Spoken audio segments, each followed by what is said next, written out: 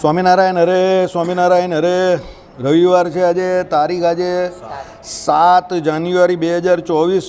રવિવારના અનુક્રમમાં આપણે જે વેદસ્તુતિ ભગવાન વ્યાસજીએ કરેલો ગ્રંથ જે છે, જેનામાં વેદો ભગવાન શ્રી કૃષ્ણની સ્તુતિ કરે છે દશમ સ્કંદ વિશે, તે આપણે જોઈ રહ્યા છે. અત્યારે આપણે 3 પ્રકારના ઉપાસકો જે છે એના વિશે જોઈ રહ્યા છે.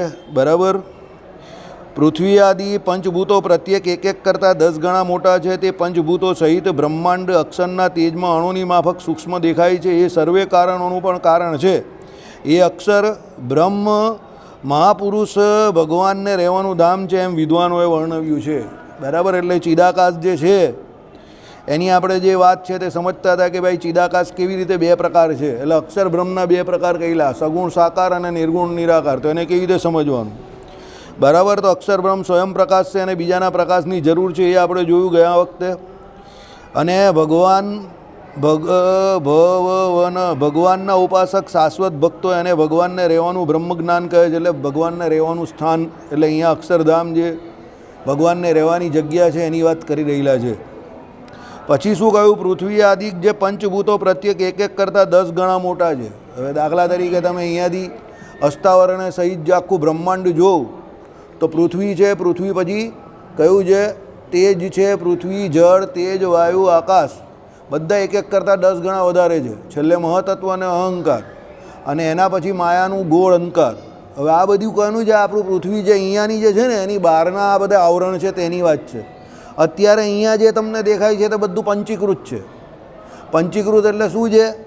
જેના 50% હોય તે વસ્તુ તમને મુખ્ય વસ્તુ તરીકે એનો તમે ઉલ્લેખ કરો. દાખલા તરીકે આ પૃથ્વી ઉપર તમે અત્યારે બેઠા છો, સોલિડ ઘન પદાર્થ તમે જે કહો ને તે. એટલે આમાં 50% પૃથ્વીનો ભાગ છે અને બાકીના 12% કોનો ભાગ છે? બાકી જળ, તેજ, વાયુ અને આકાશ. એમ તમે જળમાં જાઓ તો જળમાં જળના 50% હોય અને બાકીના 12% બાકીના 4ના હોય. તેજમાં જાઉં તો એમાં પણ એ પ્રમાણે, વાયુમાં જુઓ એમાં પણ એ પ્રમાણે, અને આકાશમાં પણ એ પ્રમાણે. એટલે પૃથ્વીની અંદર ભગવાને જે અહીંયા આપણી રહેવાની વ્યવસ્થા કરેલી છે એમાં બધું કોઈ પ્યોર નથી કંઈ પણ વસ્તુ, પણ બધી પંચીકૃત વસ્તુ છે. એટલે 5 ભેળા. પંચીકૃત એટલે ભેળા. દાખલા તરીકે તમે પેલું એ બનાવો છો ને પંચામૃત, તેમાં 5 વસ્તુ કેવી ભેળી કરો છો, એમાં 4 તો દૂધની જ આવે છે, સમજો. એક ખાલી મધ બહારની પ્રોડક્ટ છે. આઈડિયા આવી ગયો તમને? પણ એ પંચામૃત એટલે શું છે? 5 પ્રકારના અમૃત એની અંદર ભેગા કરવામાં આવે છે, એટલે એને પંચામૃત કહેવામાં આવે છે. તેમ આ દુનિયામાં ભગવાને આપણે રહેવા માટે, જીવોને રહેવા માટે જે વ્યવસ્થા કરેલી છે તેમાં બધું આ પંચીકૃત છે. એટલે મુખ્યપણે જે કોઈ જગ્યા પર જેની જરૂર હોય, દાખલા તરીકે પર્વત હોય ત્યાં, સમતલ જગ્યા હોય ત્યાં, તો ત્યાં શું છે કે મનુષ્ય અને જીવોનો વસવાટ થઈ શકે. તો એના માટે જરૂરી શું છે? તો પહેલાં જગ્યા સમતલ જોઈએ, તો એ જગ્યા સમતલ આપી. બીજું શું જોઈએ ત્યાં રહેવા માટે? તો નદી જોઈએ, કારણ કે પાણી જોઈએ. ત્રીજું શું જોઈએ? તેજ જોઈએ, તો એના માટે સૂર્યપ્રકાશ આપ્યો. પછી શું જોઈએ? તો શ્વાસ લેવા માટે વાયુ જોઈએ, તો એ પણ ભગવાને આપ્યો. એના પછી શું જોઈએ? તો ખુલ્લો ભાગ, આકાશ. બરાબર. જેની અંદર આખું એન્વાયરમેન્ટ રહ્યું છે, તો એ પણ ભગવાને આપ્યો. એટલે જીવ સૃષ્ટિ અહીંયા પરિણમી શકે અને એનો વિકાસ થાય, એનું સૌથી મોટું જો કોઈ કારણ હોય તો એ પરમાત્મા પુરુષોત્તમ નારાયણ પોતે છે. કારણ કે ભગવાને આ લીલા વિભૂતિ જે છે તે એમને એમ ચલાવવી છે. બરાબર. કેમ ચલાવવી છે? કે આવું બધું અનુકૂળ વાતાવરણ હોય તો એમાં જીવ સૃષ્ટિ જે કંઈ છે તે પનપી શકે, એનો વિકાસ થાય, અને આમને આમ ભગવાનની લીલા વિભૂતિ ચાલતી રહી. હા, પછી એ ભગવાન સામે પેલો જોઈ નહીં, કે ભગવાનનો દાખલો જોઈ નહીં ને બધા અંદર લડ્યા કરે, એની જોડે ભગવાનને કોઈ લેવા દેવા નથી. દાખલા તરીકે ભગવાને આપણે ઈચ્છા શક્તિ, ક્રિયા શક્તિ ને જ્ઞાન શક્તિ દરેક જીવને આપી છે, પણ દરેક જે જીવ છે તેનો સદુપયોગ થોડા કરે છે. બધા દુરુપયોગ જ કરે છે વધારે. 90% માણસ એનો દુરુપયોગ કરે છે વિષય ભોગ પાછળ. 2-5% માણસ એવા હશે કે જે એનો સદુપયોગ કરે છે પરમાત્માને ઓળખવામાં આવે, કે પરમાત્માની ભક્તિ કરવામાં. એટલે ભગવાન તો ન્યુટ્રલ રહીને જીવને બધું આપવા તૈયાર બેઠેલા છે, પણ જીવ પેલા આડાવડા કર્મ કરે છે, એને કારણે એની ઈચ્છા શક્તિ ઘટે, જ્ઞાન શક્તિ ઘટે, ક્રિયા શક્તિ પણ ઘટે. બાકી ભગવાન કંઈ એવું નહીં ઈચ્છતા કે તમે સુખી થાવ કે તમે દુઃખી થાવ. તમારા સુખી થવાને દુઃખી થવા જોડે ભગવાનને કોઈ લેવા દેવા નથી. યાદ રાખજો. પરમાત્મા ન્યુટ્રલ ફેક્ટર છે. ભગવાને શું કહ્યું? કે એ ભગવાન જે છે તે તો શાંતિથી તમારા કર્મનું ફળ આપવા બેઠેલા છે. તમે કેવું રમો છો એની પર પેલો એમ્પાયર જજમેન્ટ આપે. તમે આઉટ થશો તો આઉટ ડિક્લેર કરશે, તમે ચોક્કો મારશો તો ચોક્કો આપશે, તમે સિક્સ મારશો તો આમ હાથ ઊંચા કરીને સિક્સ આપશે. તેમ ભગવાન એમ્પાયર છે. ભગવાન રમતમાં તમારી ઇન્વોલ્વ નહીં થતા કે તમે કેવું રમો છો, તમે કેવા કર્મો કરો છો. જીવે કરેલા શુભ અને અશુભ કર્મમાં પરમાત્મા ફક્ત સાક્ષી છે. પેલા એમ્પાયરની જેમ એમ્પાયર કેવો જોઈ કે હા આને દડાને માર્યો, એ ચાલ્યો, પેલા બે પાછળ દોડે છે. ઓકે, પહોંચી શક્યા, ન પહોંચી શક્યા, દડાએ બાઉન્ડ્રીને અડી લીધી એટલે 4 રન, એટલે બેટ્સમેનના ખાતામાં 4 રન જમા થયા. એમ જીવ શુભ કર્મ કરે તો એનું પણ ભગવાને ખાતું બનાવેલું જ તેમાં લખાયા કરે, અશુભ કર્મ કરે તો એનું પણ લખાયા કરે, સમજો. અને પછી જ્યારે જીવ આ દેહ છોડે એટલે ભગવાન એના કર્મ પ્રમાણે ડિક્લેર કરે કે આઉટ થયો, નીચે જવાનો, લક 84માં જવાનો, કે પછી પાછો હજુ થોડું બાકી છે તો મનુષ્ય જન્મ અને આપવા લાયક છે, મનુષ્ય યોનિના લાયક છે, મનુષ્ય થઈને એણે મનુષ્ય જેવા કર્મ કર્યા કે જાનવર જેવા કર્મ કર્યા કે દેવ ઋષિ જેવા કર્મ કર્યા કે મુક્તાત્મા બનવાની લાઇનમાં છે, સમજો. એટલે એ ભગવાન પછી તમારા કર્મનું ખાતું જોઈને નક્કી કરે અને પછી તમને પેવેલિયનમાં કઈ સીટ આપવી એ ભગવાન નક્કી કરે કે ભાઈ એને પેવેલિયનમાં ઊંચી સીટ આપવી, મેન ઓફ ધી મેચ બી થાય. ઘણા બહુ સારો પરફોર્મન્સ આપે તો ઉપર અક્ષરધામમાં એ મેન ઓફ ધી મેચ, કે ભાઈ આ મેન ઓફ ધી મેચ છે અને અક્ષરધામમાં મોકલો. અને અમુક વર્ષ પરફોર્મર બી આવે 10 ઓવરમાં 100 રન આપી દે. ભગવાન કે આને આગલી મેચમાં લેવાનો નથી, આને મનુષ્યનો જન્મ આપવાનો નથી, આને સીધો પાછો રણજી ટ્રોફીમાં મોકલ. ચાલતો હજુ આના દડા બરાબર નહીં પડતા. પ્રસિદ્ધ ક્રિષ્ના જેવો બોલર છે. આફ્રિકાની પીચમાં પણ એ ટેસ્ટ મેચમાં રમવાને લાયક નથી, બરાબર. જો એના આફ્રિકામાં બોલ ન પડે તો ઇન્ડિયામાં ક્યાંથી પડવાના? ચાલ આને પાછો ઘરે મોકલ, નીચી મેચ રમાડ, અને હજુ બહુ પ્રેક્ટિસની જરૂર છે. એટલે મનુષ્ય જન્મને લાયક થવા માટે તમારે કર્મ કરવાના છે. તમે કહું કે પછી એમ કહું કે મને ખબર ન હતી તો ખબર ન હતી, એના માટે ભગવાને શું બનાવ્યા? શાસ્ત્રો બનાવ્યા કે એના દ્વારા તમારે જાણવાનું છે કે પહેલાં તમે કોણ છો, સમજી ગયા? પહેલાં તમે કોણ છો, તમે કેમ છો, એટલે અહીંયા કેમ આવેલા છો, તમારે ક્યાંથી તમે આવ્યા છો અને તમારે ક્યાં જવાનું છે, આ પ્રશ્ન પહેલાં તમને થવા જોઈએ. તો પછી ભગવાન એના શાસ્ત્રો દ્વારા તમને જવાબ આપે. પણ તમને સવાલ જ નહીં થતા હોય, તમને એમ કે બધું બરાબર જ છે, નહેરુજીની જેમ કે હિમાલય પરથી કોઈ આવવાનું જ નથી ને ભાઈ ઊંઘતા રહ્યા ગુલાબનું ફૂલ પકડીને, એમાં ચીને ચરાઈ કરી નાખીને આપણું માનસરોવર ચાલ્યું ગયું. એટલે તમને એમ લાગે કે બધું બરાબર છે ને ગુલાબનું ફૂલ પકડીને બેસી રહ્યું, તો પછી ગુલાબ પણ ચાલ્યું જાય ને ફૂલ પણ ચાલ્યું જાય ને બધું ચાલ્યું જાય, બરાબર. એટલે એના માટે તમારે દાખલો કરવો પડે, પ્રયત્ન કરવો પડે, ભજન કરવું પડે. સૌથી મોટા શાસ્ત્રોમાં કયા છે? વિધિ નિષેધરૂપ ધર્મ, એનું પાલન કરવું પડે. એટલે તો કહ્યું મનુષ્ય કોણ? તો મનુસ્મૃતિમાં ભગવાન મનુએ જે મનુષ્યના ધર્મ કયા એનું જે પાલન કરે એ મનુષ્ય. બાકી બધા કોણ? રણબીર કપૂરની પિક્ચર જેવા, બરાબર, જે બહુ ચાલી ને તમારા જમાનામાં. કોણ? એનિમલ, બરાબર. હા, એટલે મનુષ્ય થવા માટે મનુસ્મૃતિને જાણવી પડે. રણબીર કપૂરને ફોલો નહીં કરાય, નહીં તો પછી તમે એનિમલ થઈ જાઓ. હવે તમારે કઈ કેટેગરીમાં જવું જ તે તમારે નક્કી કરવાનું. એનિમલ કેવડાવવું છે કે મનુસ્મૃતિ પ્રમાણે મનુ કેવડાવવું છે, બરાબર. એટલે મનુષ્ય કેવડાવવું છે. મનુસ્મૃતિને ફોલો કરે એ મનુષ્ય કહેવાય છે, મનુવાદી નહીં કહેવાતા. ભાઈ આ સો કોલ્ડ લોકો પાછા એવું પણ કહે છે રાજકારણીઓ કે એ તો મનુવાદી છે. મનુવાદી નથી ભાઈ, એ મનુષ્ય છે. મનુવાદી એટલે તો વાદ થઈ ગયો, સમજો. પણ મનુસ્મૃતિ તો દરેક મનુષ્ય માટે છે, એ કંઈ એવું નથી કે ફક્ત હિન્દુઓ માટે છે. મનુસ્મૃતિ મેડ ફોર હ્યુમન બિંગ, જેટલા પણ મનુષ્ય પૃથ્વી પર છે એ બધા માટે છે.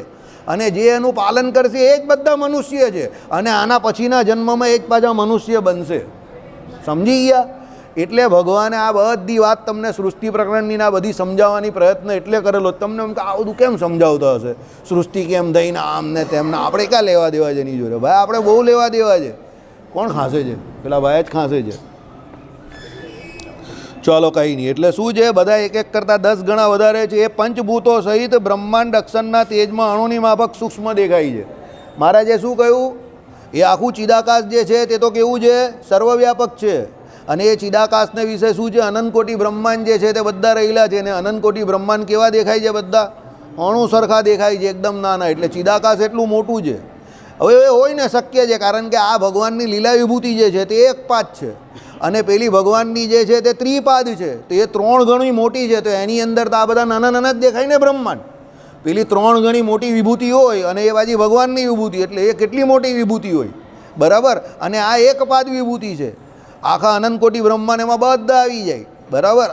તો પછી એ નાની જ દેખાય ને. હવે આપણે આપણી વાત કરીએ, બધા જે શેરખાન કે ખેરખાન થઈ ગયા જ ને, આમ કરી નાખું ને તેમ કરી નાખું ને ફલાણું કરી નાખું ને ઢીમકું કરી નાખું ને આને હલાવી નાખીએ ને પેલાને હલાવી નાખ્યો ને આને જવાબ આપી દીધો ને પેલાને પ્રશ્ન પૂછી નાખ્યો. બરાબર. હવે એની પોતાની કે આપણી પોતાની હેસિયત શું છે તે સમજો. આ અનંતકોટી બ્રહ્માંડમાં આપણે જે બ્રહ્માંડમાં રહીએ છીએ એ બ્રહ્માંડનો પણ આપણે મનુષ્ય સૃષ્ટિનો કે એ બ્રહ્માંડનો પાર પામી શક્યા નથી.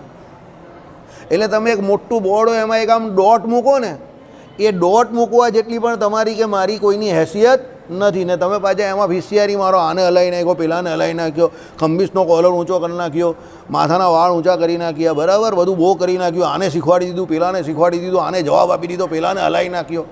અરે ભાઈ, કોઈ કંઈ હલવાનું નથી, તું પોતે પણ હલી જા થોડોક ને ભગવાનનું ભજન કરી લે. બાકી આપણો સમય જે છે તે પાણીના પરપોટા જેટલો જ, આમ પાણીનો પરપોટો થાય ને ફાટ દઈને કેવો પતી જાય એટલું આપણું આ સમય રહેલો છે આપણી પાસે. એટલે એ સમયમાં લડવા ઝઘડવાનો કે કોઈને જવાબ આપવાનો હકીકતમાં રિયલિટી તમે જોવા જાઓ તો આપણી પાસે સમય નથી. હા, તમે તમારી જાતને છેતરો તો છે, બાકી તમારી પાસે કે મારી પાસે કોઈને જવાબ આપવાનો કે કોઈની જોડે ઝઘડવાનો કે લડવાનો સમય જ નથી. બહુ શોર્ટ પીરિયડમાં આપણે આવેલા છે. કહે ને કે ભાઈ અતિશય ઘોર અંધારું છે, અમાસની રાત છે અને એમાં વીજળીનો પેલો કડાકો થાય એટલામાં તમારે પેલો દોરો પૂરી દેવાનો છે. એવો મનુષ્ય જન્મ છે, એમાં તમારે આ કામ કરવાનું છે. એમાં પાછા તમે લડવા જાઓ, ઝઘડવા જાઓ, કામ કરવા જાઓ, ધંધો કરવા જાઓ, ઘરવાળાનું સાંભળો, બહારવાળાનું સાંભળો, તો પછી માળા ક્યારે ફેરવવાના ને ભજન ક્યારે કરવાના. અને સૂવાનું ને બીજી જે દૈનિક ક્રિયા કે દેહિક ક્રિયા કરવાની એનો સમય અલગ, બરાબર. એટલે લડાઈ ઝઘડો કરવો કે કોઈના પ્રશ્નનો જવાબ આપવો કે આ બધું બહુ એક્સ્ટ્રા હું તમારી પાસે હોય તો એ કામ થાય, એ આપણી પાસે નથી, બરાબર. એટલે આપણે શું છે કે જેને જવાબ આપવો હોય કે જેને શોર્ટ, વન શોર્ટ, ટાઈમ નહીં બગાડવાનો, એને શોર્ટમાં જવાબ આપવાનો, એને કે તું તારા રસ્તે હું મારા રસ્તે, ચાલ. તો ભાઈ ટાઈમ બગાડવાનો ટાઈમ જ નહીં આપણી પાસે, because time is passing us. Time આપણે પાસ કરીને નીકળી જઈ રહેલો છે. તમારી પાસે કે મારી પાસે જે સમય છે તે ફિક્સ જ છે, એમાં તમારે જે કંઈ કરવાનું છે તે કરવાનું છે. હવે તમારે નક્કી કરવાનું કે બીજા જોડે ઝઘડવું છે, બીજાને તમારે જ્ઞાન આપવું છે કે પોતે સુધરી જવું છે કે પોતે ભગવાનને મેળવવાના છે, એ તમારે નક્કી કરવાનું. એ તમારી બુદ્ધિ પ્રમાણે. તમારો સમય પૂરો થશે એટલે પૂરો, ટાઈમ પૂરો. ભાઈ તમે કહો કે આ રહી ગયું ને પેલું રહી ગયું, ભગવાન કહે સોરી યાર, હવે પૂરું થઈ ગયું, હૂટર વાગી ગયો, હૂટર બજ ગયા, સમય સમાપ્તિ કી ઘોષણા, अब कल मिलेंगे. પણ આમાં તો કभी भी नहीं मिलेंगे. अभी तुम्हारे कर्मों का हिसाब होगा, उसके बाद मिलेंगे या नहीं मिलेंगे. तुम्हारे छगन मगन सब यही रह ગયા. જાઓ, બરાબર. ચાલો, એટલે શું કહ્યું કે બધા કેવા દેખાય છે? સૂક્ષ્મ દેખાય છે. અને શું કહ્યું? એ સર્વે કારણોનું પણ કારણ છે, બરાબર. કારણ કે બધા એમાં લીન થાય છે એટલે બધાનું કારણ છે. એ અક્ષર બ્રહ્મ મહાપુરુષ ભગવાનને રહેવાનું ધામ છે, એમ વિદ્વાનોએ કહ્યું છે. એટલે અહીંયા મહાપુરુષ એટલે પેલો મહાપુરુષ નહીં કયો, એ અહીંયા ચિદાકાશની વાત કરેલી છે, બરાબર. ચાલો, 3 પ્રકારના ઉપાસકો અને તેની પ્રાપ્તિ અંગેના પ્રમાણો. દેવોનું પૂજન કરનારા દેવોને પામે છે, પિતૃઓનું પૂજન કરનારા પિતૃઓને, અને ભૂતોનું પૂજન કરનાર ભૂતોને, અને મારી ભક્તિ કરનાર મને પામે છે. તમે જેનું ભજન કરો એને પામો. દેવોનું ભજન કરો તો શું કરો તમે? પેલા સગુણ સાકાર એવા દેવોની પ્રાપ્તિ થાય તમને. પિતૃઓનું પૂજન કરો તો ઉપરના પિતૃલોકમાં તમે જાઓ. અને એમ કહી કે ભૂતોનું પૂજન કરે તો ભૂતોના પણ લોક છે, તો ત્યાં પણ તમે જાઓ. ભૂત છે, પ્રેત છે, પિશાચ છે, વૈતાળ છે, આદિકમાં જાઓ. શિવજીના ગણ આવે ને આ બધા, એ બધા એના આવે. એની ઉપાસના કરો તો એમાં પણ તમે જાઓ. કાલ કપાલ, બરાબર. ઓમ રીમ કિમ ચામુંડાય ફટ સ્વાહા સુમ ઝા, બરાબર. એટલે એ પણ થઈ શકે છે. તમારે જેની ઉપાસના કરો એ તમને પ્રાપ્ત થાય. અને છેલ્લે મારી ભક્તિ કરનાર મને પામે છે. મારી એટલે કોની? ભગવાનની. એટલે ભગવાનની ભક્તિ કરનાર ભગવાનને પામે. એટલે તમે જેવું કર્મ કરો એવું પામો. જેનું ભજન કરો એને પામો. ભગવાનનું ભજન કરો તો ભગવાનને પામો. અને અહીંયા લોકોનું ભજન કરો તો લોકોને પામો. આ સાહેબને રાજી કરવાના છે, પેલા સાહેબને ખુશ કરવાના છે, પેલા સાહેબની પાસે જવાનું છે, આ સાહેબ જોડે વ્યવહાર કરવાનો છે. તો એમાં ને એમાં જ તમે આવવાના પાછા. કારણ કે બધા સાહેબોમાં તમારી જિંદગી નીકળી ગઈ. ઘણા હોય ને એવા એક્સપર્ટ હોય, એ લોકોની સરકારી કર્મચારીઓની જે કોઈ અધિકારીઓની જે ઓફિસો એમાં ઓળખાણો, અહીંયા તો આ સાહેબ બેસે છે, અહીંયા તો પેલા બેસે છે, આ સાહેબ તો આ ગામના છે ને આ ગામના પેલા માણસને તમે મળો તો આ ગામના એના છેડા આ ગામ જોડે જોડેલા છે, આ એના સસરા છે, આ એના વેવાઈ છે, આ એના મામાનો છોકરો છે. તારે કોને મળવું છે? મામાનો છોકરો સસ્તામાં પતાવશે, એને બધી જ ખબર. સમજી ગયા? એને કયા સાહેબનો મામાનો છોકરો ક્યાં છે, સાહેબની ઘરવાળી કાની છે એ પણ ખબર, બધું જ ખબર એને. એ કાં જાય પછી? એ સાહેબ પાસે જાય. કારણ કે એને આખી જિંદગી સાહેબની ઉપાસના કરી. આઈડિયા આવી ગયો તમને? તમે જેની ઉપાસના કરો, જે કરો તેવા થાવ. અને ભગવાનની પાસે અહીંયા આવીને મંદિરમાં ભજન કરો બરાબર, અને આખો દિવસ ભગવાનનું નામ સ્મરણ કરો, ભગવાનનું ભજન કરો તો ભગવાનને પામો. બરાબર, ચાલો. સર્વત્ર વ્યાપક, અચિંત્ય, કૂટસ્થ, સ્થિર, નિત્ય, અવ્યક્ત વગેરે શબ્દો વડે પણ યથાર્થ ઓળખાવી ન શકાય તેવા મારા ધામરૂપ અક્ષરની ઉપાસના કરનારા અને સહીભૂત એટલે પ્રાણીઓના હિતમાં સતત ક્રિયાશીલ અને સમગ્ર ઇન્દ્રિયોને નિયમમાં રાખનારા, સંયમાં એટલે સંભાવ રાખનારા ઉપાસકો સ્વરૂપભૂત અક્ષરને પામે છે. ઇન્દ્રિયોથી નિહાળી ન શકાતા એ મારા અક્ષર સ્વરૂપની ઉપાસના કરનારાઓને અત્યના કષ્ટ સહન કરવું પડે છે અને સહન કરતાં કરતાં તે ચિત્તમાં તેમાં સ્થિર થવું પડે છે. ચિત્ર સ્થિર થાય તો પણ તે ઉપાસનાની સિદ્ધિ મહા મહેનતે પ્રાપ્ત થાય છે. મારા શુદ્ધ એટલે આ ઉપાસના માટે એને બહુ પ્રયત્ન કરવો પડે, કારણ કે નિરાકાર બ્રહ્મની ઉપાસના કરે ને એટલે મારા શુદ્ધ સાકાર સ્વરૂપમાં મનને રાખી મારી મૂર્તિમાં નિત્ય સંલગ્ન રહેનાર, મારા સ્વરૂપમાં પરમ શ્રદ્ધા રાખનાર મારા ભક્તોને મને શ્રેષ્ઠ માનેલા છે. એટલે બે પ્રકારની ઉપાસના આપણે જોઈ ને આગળ, ત્રણ પ્રકારની જોઈ.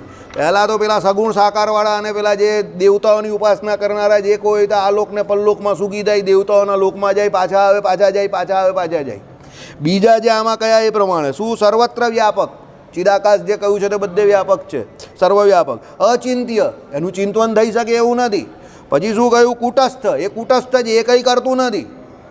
સમજી ગયા, એ તો જેવું છે તેવું ને તેવું જ છે, આમને આમ જ છે, એટલે એને કૂટસ્થ કહ્યું. સ્થિર, એ સ્થિરનું સ્થિર છે. નિત્ય કાયમ માટે છે, એ ઉત્પત્તિને વિનાશે રહિત છે. આપણે તે દિવસે વચનામૃતનો પરથારો જોઈ લો ને કે ઉત્પત્તિને વિનાશે કેવું છે, રહિત છે, અવ્યક્ત છે, એટલે એ વ્યક્ત નથી થતું. બરાબર, વ્યક્ત નહીં થતું એટલે એનો મતલબ એવો કે તમને નરી આંખે દેખાતું નથી, સમાધિનિષ્ઠ હોય એ જ એને જોઈ શકે, એટલે એ અવ્યક્ત છે આપણા માટે. વગેરે શબ્દો વડે પણ યથાર્થ ન ઓળખાવી શકાય, એટલે એ તમે ઓળખી શકો એવું છે જ નહીં. તમે કહો કે એ કેવું છે તો કંઈ ખબર પડે એવું નથી, પણ એ ખબર પડે એવું છે જ નહીં, કારણ કે આપણી દ્રષ્ટિમાં આઈક છે. અને એ કેવું છે, ચિત્ત દ્રવ્યવાળું છે, ચેતન દ્રવ્ય જ નથી પણ ચિત્ત દ્રવ્યવાળું છે, ચિદાકાશ છે, એટલે એ અતિન્દ્રિય છે, આપણી ઇન્દ્રિયોથી પર છે. બરાબર, એટલે એ અક્ષરધામમાં રહેવા છતાં પણ આપણે એ અક્ષરધામ કે ચિદાકાશને જોઈ શકતા નથી. એટલે જે એની ઉપાસના કરતા હોય તે શું છે તે સાંભળો. તેવા મારા ધામરૂપ અક્ષરની ઉપાસના કરનારા, એટલે એ ચિદાકાશની ઉપાસના કરે તે, અને સહીભૂત એટલે પ્રાણીઓના હિતમાં સતત ક્રિયાશીલ, એટલે એ સાધુ પુરુષ હોય, જે કોઈ પ્રાણીઓનું જીવ પ્રાણી માત્રનું હિત થાય એના માટે એ સતત ક્રિયાશીલ હોય. બરાબર, કંઈ ને કંઈ કર્મ કરતો રહે. અને સમગ્ર ઇન્દ્રિયોને નિયમમાં રાખનારા હોય. પાછા બધા ઇન્દ્રિયોને આમ બેસીને એ લોકો નિયમમાં રાખે, કારણ કે એ ચિદાકાશનું ધ્યાન કરતા હોય. સહીમાં એટલે એમ કહી કે સંભાવ રાખનારા ઉપાસકો મારા સ્વરૂપભૂત એ અક્ષરને પામે છે, એટલે ભગવાનના સ્વરૂપભૂત અક્ષરને એ પામે છે. એટલે શું છે કે ભાઈ નિર્ગુણ નિરાકાર ભગવાનની ઉપાસના એ લોકો કરતા હોય એટલે એ અક્ષરને પામે, પણ ભગવાનને પામતા નથી, કારણ કે એ જે નિર્ગુણ નિરાકાર જે કહ્યું એ અક્ષર બ્રહ્મ જે છે એનું તેજ છે. બરાબર, એટલે એને પામે. સાંભળો હવે, ઇન્દ્રિયોથી નિહાળી ન શકાતા એ મારા અક્ષર સ્વરૂપની ઉપાસના કરનારોને અત્યના કષ્ટ સહન કરવું પડે છે. દેખાય નહીં એટલે પહેલાં એમ કહે કે એની ઉપાસના કરવાની હોય તો ધ્યાન કરવા બેસે, તો ધ્યાન કોનું કરે? તો ધ્યાન કરવા બેસે એટલે એ લોકોને સખત મુજારો થાય, એટલે એ લોકોને બહુ કષ્ટ સહન કરવું પડે. આપણે તો શું છે, મૂર્તિ જે છે એનું માધ્યમ છે, એટલે મૂર્તિ આપણે જે છે તે રોજબરોજ તમે દર્શન કરો, ભાઈ નારાયણ મુનિદેવના દર્શન કરો, કે હરિકૃષ્ણ મહારાજના કરો, કે રાધા વિહારી લાલજીના કરો, કે આપણા ઘનશ્યામ મહારાજના કરો. હવે જે મૂર્તિનું જે ધ્યાન કરતો હોય એ મૂર્તિને એ ધ્યાન કરવા બેસે એટલે એને ઊભો રોજ એમ કહે કે 5 મિનિટ 10 મિનિટ 15 મિનિટ 20 મિનિટ દર્શન કરે. માનસી પૂજામાં માનસી પૂજામાં એ ભગવાનની મૂર્તિને ધારે, એટલે એના માટે ભગવાનનું ધ્યાન કરવું સવારે ઉઠીને પહેલાં મહારાજે આજ્ઞા કરી ત્યારે ધારે, એટલે એને શું છે રાત્રે સૂતી વખતે ધારે, એટલે એને શું છે સહેજે મૂર્તિનું માધ્યમ હોવાથી ભગવાનનું ધ્યાન થઈ શકતું હોય. પણ પેલો નિર્ગુણ નિરાકાર અક્ષર સ્વરૂપનું ધ્યાન કરતો હોય તો એ કોનું ધ્યાન કરે? એના માટે કોઈ માધ્યમ જ નહીં, એટલે એને બહુ તકલીફ છે. એટલા માટે એના માટે બહુ કષ્ટદાયક થઈ જાય છે એની ઉપાસના. બરાબર, અને સહન કરતાં કરતાં ચિત્ત તેમાં સ્થિર રાખવું પડે છે. એટલે એમ સહન કરતાં કરતાં ધીરે ધીરે એનું ચિત્ત જે છે તે સ્થિર થાય છે. કારણ કે ચિત્ત ક્યારે તમારું સ્થિર થાય? તો સામે કોઈ ઓબ્જેક્ટ હોય તો તમારું ચિત્ત જે છે તેને વિશે વળગી રહે તો ચિત્ત સ્થિર થાય. અરે અહીંયા મૂર્તિ હોવા છતાં આપણું ચિત્ત સ્થિર નહીં થતું, તો પેલાનું ચિત્ત કાંથી સ્થિર થવાનું મૂર્તિ વગર? આપણે દાખલા તરીકે ઘનશ્યામ મહારાજની મૂર્તિનું ધ્યાન કરતા હોય ને એની એ મૂર્તિની સામે કોઈ 10 કે 20 મિનિટ ઊભો રહ્યો, તો એ 20 મિનિટમાં એકચ્યુઅલી એનું મને ભગવાનમાં કેટલી મિનિટ લાગ્યું સમજો? 20 મિનિટ એ માણસ ઊભો રહેલો હોય તો એકચ્યુઅલી મારા ખ્યાલથી 2 થી 5 મિનિટ સુધી એનું હાઈ કન્સન્ટ્રેશન એ ભગવાનની મૂર્તિમાં રહી. બાકીની 15 મિનિટમાં પહેલી 5 મિનિટ સેટ થવા થઈ જાય, બાકીની 5 મિનિટમાં કોઈ પાછળથી આમ કરીને ગોદો મારે, કોઈ આ બાજુથી આવે, કોઈ ઉપરથી આવે, કોઈ નીચેથી આવે. પાછા અમુક પાછા હોશિયાર માણસ હોય ને, ભગત જય સ્વામિનારાયણ, ભગત જય સ્વામિનારાયણ, બરાબર. હવે આ ભગતને મેં કર્યું, કેટલા હેરાન થયા જો. હવે પેલો બિચારો શાંતિથી દર્શન કરતો હોય ને પેલો પાછળથી ભગત જય સ્વામિનારાયણ, બરાબર. પાછો બહુ પ્રેમ ઉભરાઈ જાય તો ભેટવા પણ આવે પાછળથી આમ કરીને. અરે ભાઈ ભેટીને કાં ફાયદો છે? બધા ભરત મિલાપ જ આવે, બરાબર. હવે એ લોકો રામ સમજીને આપણે ભેટીએ અને આપણા લક્ષણ કેવો હોય તો આપણે જ ખબર હોય, બરાબર. એટલે કહેવાનું તાત્પર્ય શું છે ભાઈ? શાંતિથી ભગવાનનું ભજન થાય છે, મૂર્તિ છે, ધ્યાન તો કરવા દે. પણ નહીં થતું, મૂર્તિ છે તો પણ. તો આ જે અક્ષરની નિરાકાર બ્રહ્મની ઉપાસના કરવાવાળા છે ચિદાકાશથી, એને ક્યાંથી થાય? ચિત્ત સ્થિર જ ના થાય ને જો આ મૂર્તિનું ધ્યાન કરવાના માટે મૂર્તિ સામે આવી ગયા. ભગવાન સત્સંગમાં સાક્ષાત પ્રત્યક્ષ બિરાજમાન છે, તમે યાદ કર્યાને આવી ગયા. ચાલો, એટલે શું કહ્યું કે ચિત્ર સ્થિર થાય તો પણ તેની ઉપાસનાની સિદ્ધિ મહા મહેનતે પ્રાપ્ત થાય છે. હવે એનું એક ચિત્ર સિદ્ધ થયું કે સ્થિર થઈ ગયું આમ, અને પછી એમાં એને વૃત્તિ લગાવી તો પણ માંડ એનું જે ઉપાસનાની એને સિદ્ધિ થાય. કારણ કે એની પાસે કોઈ ઓબ્જેક્ટ નથી. આપણી પાસે તો ભગવાન છે. અમારે એક હરિભક્ત નહીં હતા પણ એક માણસ હતા ઓળખીતા. તો આપણે કંઈ પણ કહીએ તો છેલ્લે કે ને છેલ્લે તો ભગવાન જે કરશે તે દેખા જાયગા. એ કે આ એક વસ્તુ તમારી પાસે જોરદાર છે, કંઈ પણ થાય કે નહીં થાય ભગવાન તો વચ્ચે આવી જ જાય એમ કે તમારા માટે ભગવાન છે ખરા એમ કે.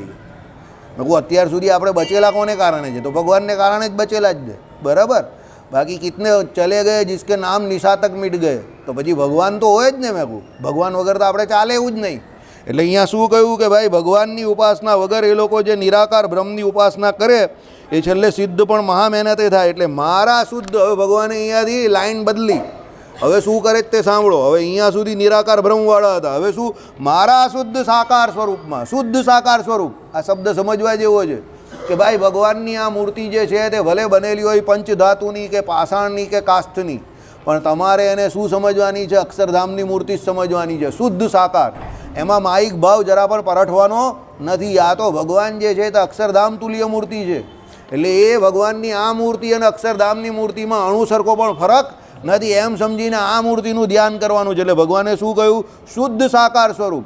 કે ભાઈ આ મૂર્તિ પણ ભલે પાષાણની હોય કે ભલે તમને એમ કહે કે પંચધાતુની હોય, પણ તમારે એને શુદ્ધ સાકાર સ્વરૂપ સમજવાનું છે. એમાં શું રાખવાનું છે? મનને રાખી મારી મૂર્તિમાં નિત્ય સંલગ્ન રહેનાર.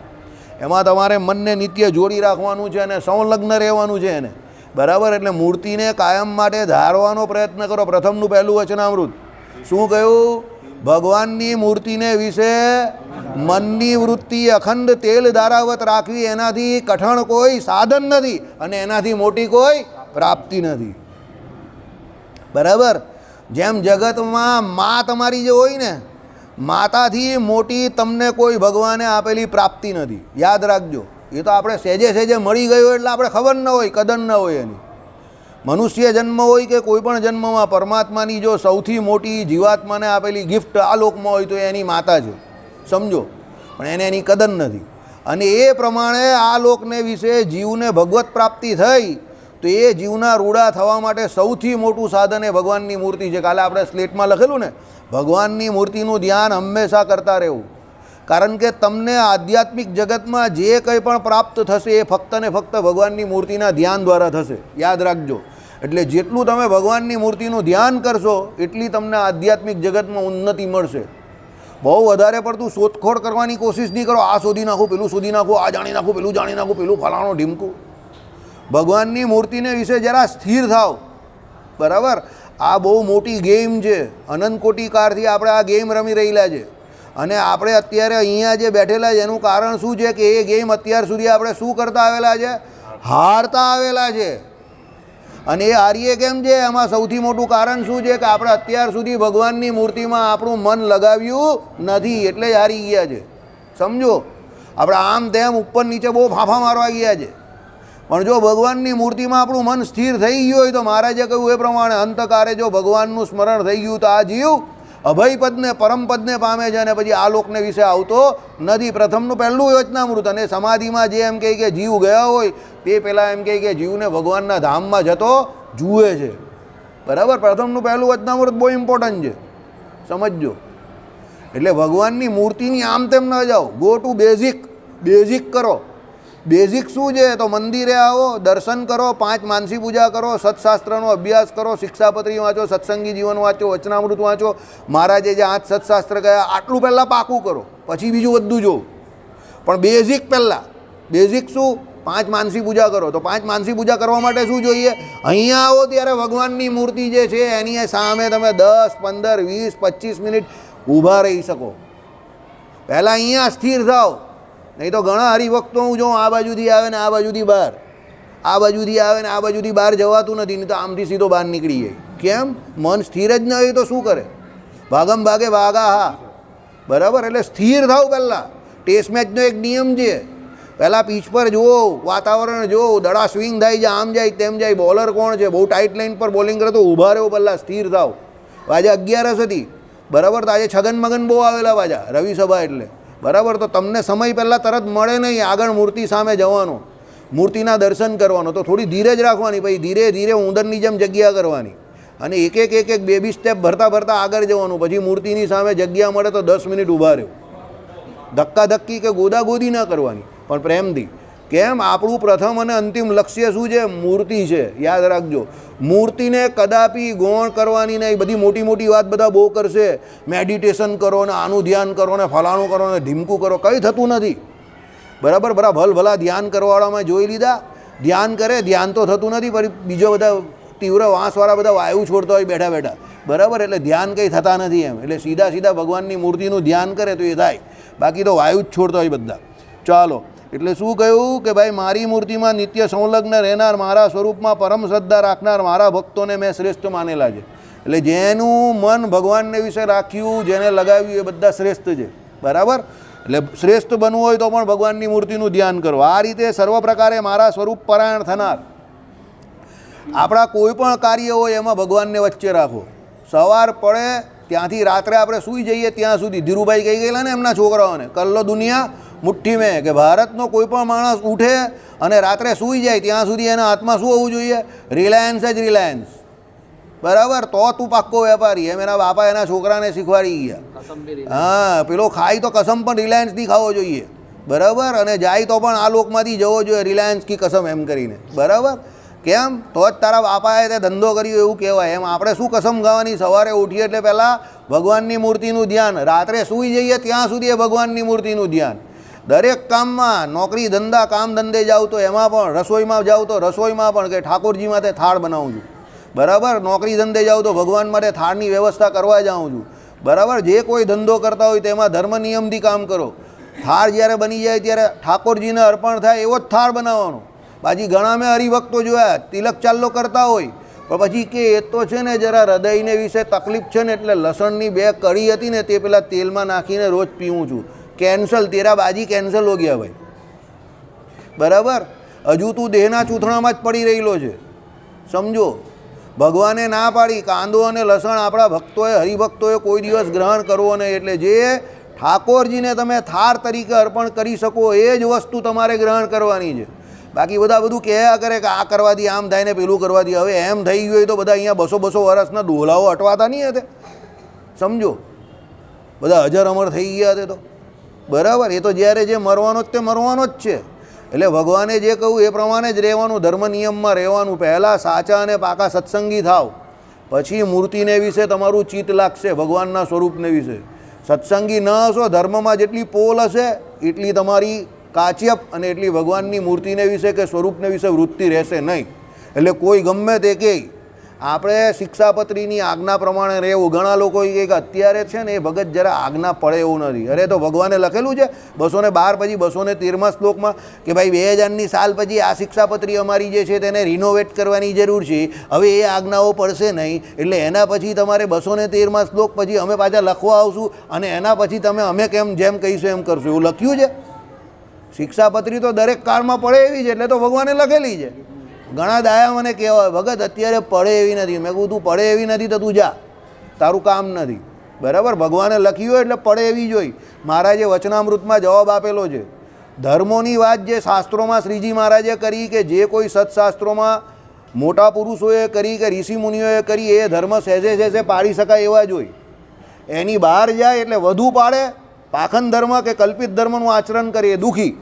અને એનાથી ઓછી આજ્ઞા પાડે એ પણ દુઃખી. આ સભામાં કોઈ વધારે પાડે એવા તો દેખાતા નથી, પણ ઓછી પાડે કે ન પાડે એવા ઘણા દેખાય છે. બરાબર, ચાલો.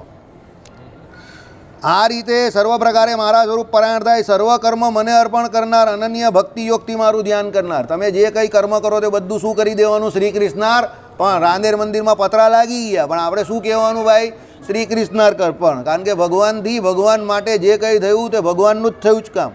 આપણે એમાં કંઈ છે જ નહીં. આપણે તો નિમિત્ત માત્ર પણ નહીં બનવું. કેમ? નિમિત્ત બનશું તો ગમે ત્યારે ગર્વ આવશે. આપણે કોઈ નિમિત્ત નહીં બનવું કે કોઈ પણ કાર્યક્રમ કે કંઈ પણ થાય તે બધું ભગવાનની ઈચ્છાથી થાય છે અને ભગવાન કરાવશે ત્યાં સુધી થશે. આપણે નિમિત્ત પણ નથી અને ઉપાદાન પણ નથી, કારણ કે આપણી એ કેપેસિટી નથી. બંને કેપેસિટી એ કોની છે? પરમાત્માની જ છે. બરાબર. એટલે સર્વ કર્મ ભગવાનને અર્પણ કરવાના, ભક્તિયોગથી ભગવાનનું ધ્યાન કરવું કાયમ માટે. એટલે ભગવાનનું ભજન થાય, 9 પ્રકારની ભક્તિ થાય, એ પ્રમાણે દરેક કર્મ કરવા. હવે દરેક કર્મમાં તમને ભગવાન કેવી રીતે સ્ફુરે? બરાબર, એ તો અઘરું કામ છે ને માયામાં. તો તમે જે કાર્ય કરો એ ભગવાનને સેન્ટર કેરેક્ટરમાં રાખો કે ભાઈ ધર્મને જે છે તે વચ્ચે રાખો. ભગવાનનું ભજન કરતાં કરતાં તમારે જે કંઈ કર્મ કરવાનું છે તે કરો. એટલે સહેજે સહેજે ધર્મમાં રહીને એ કર્મ તમારું થાય. એટલે ધર્મ બહાર તમારું કર્મ ન થશે. સહેજે સહેજે ભગવાનમય માનીને જે કંઈ કર્મ કરશો તો એ તમારો ભક્તિયોગ જ છે. ભક્તિયોગનો અર્થ એવો નથી કે તમારે સર્વ કર્મનો ત્યાગ કરીને અહીંયા માળા ફેરવ્યા કરવાની છે. ભક્તિયોગનો અર્થ એવો છે તમારા દરેક કર્મ જે છે તે ભગવાનમય હોવા જોઈએ. સમજો? એટલે એમાં તમારે અધર્મનું આચરણ નહીં કરવાનું. પરમાત્મા સંબંધી કાર્ય કરું છું એમ સમજીને જગતનું કાર્ય કરો તો એ તમારો ભક્તિયોગ જ છે. બરાબર, ચાલો. એટલે શું છે? મારામાં જ ચિત્ત રાખનાર, સાક્ષાત મારી ઉપાસના કરનાર, મારા પ્રેમી ભક્તને હે અર્જુન હું અલ્પ સમયમાં સંસાર સાગરમાંથી ઉગારી લઉં છું, મારી સેવામાં રાખું છું.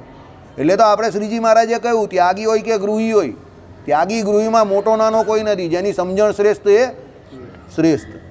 એટલા માટે ગ્રહસ્થ જે છે એ પણ શ્રેષ્ઠ જ છે, ગ્રહસ્થાશ્રમ પણ શ્રેષ્ઠ છે. ક્યારે? ભગવાને કહેલી ગ્રહસ્થાશ્રમની આજ્ઞામાં રહી તો. એટલે એવી રીતે કકડાટ નહીં કરો કે ભાઈ ભગત તમે તો સારા જો ફાવી ગયા, અમે ગ્રહસ્થાશ્રમે દુઃખી થઈ ગયા, એવું મને ઘણા લોકો આવીને કહી જાય છે. અરે ભાઈ તમે સારા માણસ છો, તમે ભગવાને કહી શાસ્ત્રોની મર્યાદાની અંદર રહેલા છો. તમારે ભજન કરવા માટે બધા રસ્તા છે. કારણ કે તમને ગ્રહસ્થ જીવનમાં એવા વારે વારે ઘણી વખત પ્રસંગ બને જેના દ્વારા તમને વૈરાગ્ય થાય. અમે તો ફૂલ પેલી ફ્લેટ પીચ પર બેટિંગ કરવાની હોય અમારે તો, એટલે દડામાં ચોક્કાને છક્કા જ જાય. એટલે અમને ઘણી વખત તકલીફ થઈ જાય, તમને તકલીફ ન પડે, કારણ કે ભગવાન તમને બરાબર જકડીને રાખે. બરાબર. એટલે ગ્રહસ્થાશ્રમ શ્રેષ્ઠ છે. ભક્તિયોગથી કામ કરો, ભગવાનની ઉપાસના કરો, જગત સંબંધી જે કોઈ કાર્ય કરો એમાં ભગવાનને સંભાળવાનો પ્રયત્ન કરો. એટલે સહેજે સહેજે થાય. આ ગીતાજીનો શ્લોક છે. એટલે અલ્પ સમયમાં જ તમને ભગવાન શું કરશે? સંસાર સાગરમાંથી ઉગારી લઉં છું અને મારી સેવામાં રાખું છું. એટલે ભગવાન પોતાના ધામને વિશે એમની તમને સેવા આપશે. સમય થઈ ગયો. સમય સમાપ્તિ કી ઘોષણા. શ્રીપતિમ શ્રીધરમ